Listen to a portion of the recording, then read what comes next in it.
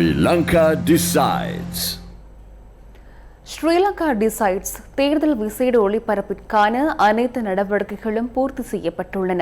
நாடளாவிய ரீதியில் உள்ள எமது செய்தியாளர்களும் தேர்தல் தொடர்பான தகவல்களை வழங்குவதற்கு தயாராகியுள்ளனர். பாராளுமன்ற தேர்தல் களம் சூடுபிடித்துள்ள நிலையில் 2024 பாராளுமன்ற தேர்தலுக்கான வாக்குப்பெட்டிகள் மற்றும் அதிகாரிகளை அந்தந்த பகுதிகளுக்கு அனுப்பும் பணிகள் இன்று காலை ஆரம்பமாகின. 49 மத்திய நிலையங்களில் இந்த நடவடிக்கைகள் மேற்கொள்ளப்படுவதாக தேர்தல்கள் ஆணையாளர் நாயகம் சமன் ஸ்ரீ ரத்நாயக்க குறிப்பிட்டுள்ளார். 13,314 வாக்களிப்பு நிலையங்களுக்கு வாக்குப்பெட்டிகள் அனுப்பப்படுவதாக அவர் கூறினார். நாளை நடைபெறவுள்ள பாராளுமன்ற தேர்தலுக்காக வாக்குப்பெட்டிகள், அது தொடர்பான சகல உபகரணங்கள் மற்றும் உத்தியோகஸ்தர்கள் நாடளாவிய ரீதியில் உள்ள 13,314 வாக்களிப்பு நிலையங்களுக்கு இன்று அனுப்பி வைக்கப்படுகின்றனர். இதன் பிரகாரம் நாட்டின் 49 பகுதிகளில் உள்ள 2034 விநியோக நிலையங்களின் ஊடாக இந்த நடவடிக்கைகள் முன்னெடுக்கப்படுகின்றன. இன்று காலை 7 மணி முதல் வாக்களிப்பு நிலையங்களுக்கான விநியோக நடவடிக்கைகள் முன்னெடுக்கப்படுகின்றன. இதற்கமைய அனைத்து மாவட்டங்களிலும் உள்ள 13,314 வாக்குச்சாவடிகள் தொடர்பான பணிகள் அனைத்தும் பிற்பகல் 2 அல்லது 3 மணிக்குள் முழுமையாக நிறைவடையும் என நாம் நினைக்கின்றோம். வாக்குப்பட்டி உட்பட வாக்குச்சீட்டு ஆவணங்கள் வழங்கப்பட்டிருக்கின்றது. காலை 8:30 மணிக்கு முதலாவது பஸ் யாழ்ப்பாணம் மத்திய கல்லூரியிலிருந்து புறப்பட்டு சென்றிருக்கின்றது. நெடுந்தீவு உட்பட தீவு பகுதிகளுக்கான வாக்குப்பட்டிகள் ஏற்கனவே விநியோகிக்கப்பட்டிருக்கின்றது. அந்த வகையிலே வாக்களிப்பு நிலையங்களுடைய ஏற்பாடுகள் அனைத்தும் கிராம அலுவலருடைய ஏற்பாட்டிலே மேற்கொள்ளப்பட்டு அது மேற்பார்வை வலயத்தினுடைய உதவி தெரிவித்த அரசியல் அலுவலர்களாலே மேற்பார்வை செய்யப்பட்டுக் கொண்டிருக்கின்றது. ஆகவே எவ்விதமான முறைப்பாடுகளும் மற்ற முறையிலே யாழ்ப்பாணம் மாவட்டத்தினுடைய தேர்தல் செயற்பாடுகள் முன்னெடுக்கப்பட்டு வருகின்றன.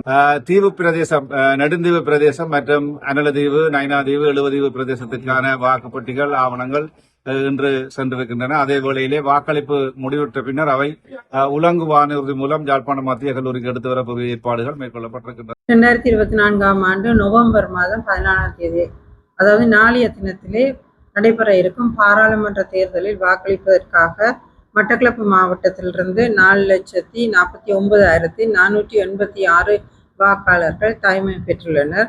இவர்கள் வாக்களிப்பதற்காக 442 வாக்களிப்பு நிலையங்கள் ஆயத்தப்படுத்தப்பட்டுள்ளன.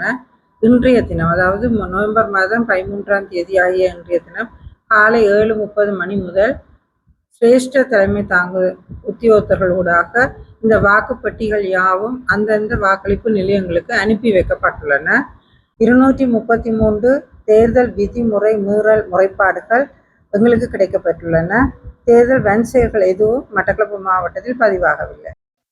வன்னி தேர்தல் மாவட்டத்தில் வவுனியா வாக்களிப்பு பிரிவில் 182 வாக்களிப்பு நிலையங்களுக்கு வாக்குப்பெட்டிகள் இன்று 7:30 மணிக்கு இருந்து ஜெயபிரகாஷா வித்தியாலயத்திலும் இருந்து விநியோகிக்கப்படுகின்றன.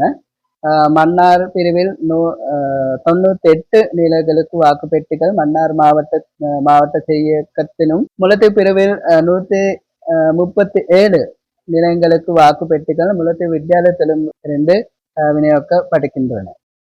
98 வாக்களிப்பு நிலையங்கள் மன்னார் மாவட்டத்திலே அமைக்கப்பட்டு அதற்கு அந்த 98 வாக்களிப்பு நிலையங்களுக்குமான வாக்குப்பெட்டிகள் ஏற்கனவே மன்னார் மாவட்ட செயலகத்திலிருந்து அனுப்பப்பட்டுள்ளது.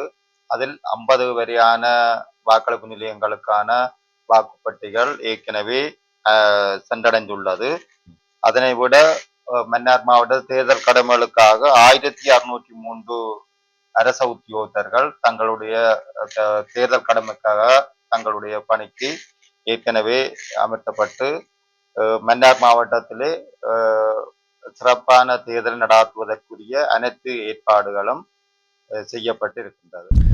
2024 பொது தேர்தலுக்கான வாக்குப்பட்டிகள் இன்றைய தினம் யாழ்ப்பாணம் மத்திய கல்லூரியிலிருந்து புங்குடுதீவு குறிகாட்டுவான் இறங்குதுறை ஊடாக நெடுந்தீவில் காணப்படும் 3 வாக்குச்சாவடி நிலையத்திற்கு கடல் மார்க்கமாக எடுத்துச் செல்லும் காட்சியை தற்போது காணக்கூடியதாக இருக்கின்றது. நியூஸ் ஃபர்ஸ்ட் செய்திகளுக்காக யாழ்ப்பாணம் குறிகாட்டுவான் இறங்குதுறையிலிருந்து பாலசுப்ரமணியம் வசந்தன். 108 வாக்களிப்பு நிலையங்களிலே நாளைய தினம் வாக்களிப்பு நடைபெற இருக்கிறது.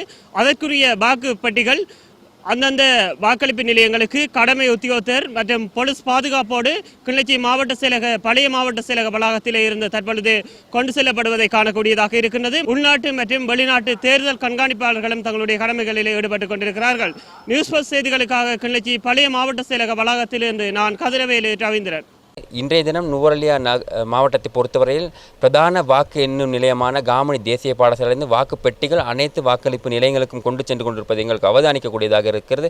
நாளைய தினம் தமது ஜனநாயக கடமையை நிறைவேற்றிக் கொள்வதற்கு மக்கள் காலை 7 மணி தொடக்கம் 4 மணி வரையான காலப்பகுதியில் தமது ஜனநாயக கடமையை நிறைவேற்றிக் கொள்ள முடியும். இது தொடர்பான மேலதிக தகவல்களை உங்களுக்கு வழங்குவதற்காக காத்திருக்கின்றேன். நன்றி. நியூஸ் பஸ் செய்திகளுக்காக நுவரெலியாவிலிருந்து வடிவேல் கார்த்திக்.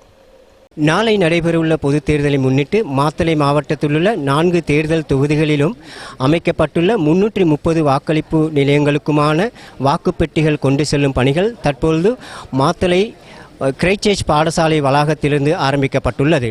நியூஸ் ஃபர்ஸ்ட் செய்திகளுக்காக மாத்தளை கிரைச்சர்ச் பாடசாலை வளாகத்திலிருந்து ராசலிங்கம் அருணலிங்கம். இதேவேளை வாக்குப்பெட்டிகளை கொண்டு செல்லும் செயற்பாடுகளை முன்னிட்டு விசேட பாதுகாப்பு வேலை திட்டமும் அமுல்படுத்தப்பட்டுள்ளதாக போலீஸ் ஊடக பேச்சாளர் பிரதி போலீஸ் மா அதிபர் நிஹால் தல்துவ குறிப்பிட்டார். வாக்குப்பெட்டிகள் அனைத்தும் மாலை வேளைக்குள் அந்தந்த இடங்களில் சென்றடையும் என நாங்கள் நம்புகின்றோம். எனவே அதற்கு தேவையான பாதுகாப்பு நடவடிக்கைகளை முழுமையாக செயல்படுத்தி வருகின்றோம். நாடளாவிய ரீதியில் நடமாடும் பாதுகாப்பு சேவைகளையும் நாம் அமுல்படுத்தியுள்ளோம். அனைத்து வாக்குச்சாவடிகளையும் உள்ளடக்கும் வகையில் இந்த பாதுகாப்பு நடமாடும் சேவைகள் முன்னெடுக்கப்படுகின்றன. முப்படையினரையும் புலனாய்வு பணிகளுடன் தொடர்புடையவர்களையும் சம்பந்தப்பட்ட போலீஸ் நிலையங்களில் ஈடுபடுத்தியுள்ளோம்.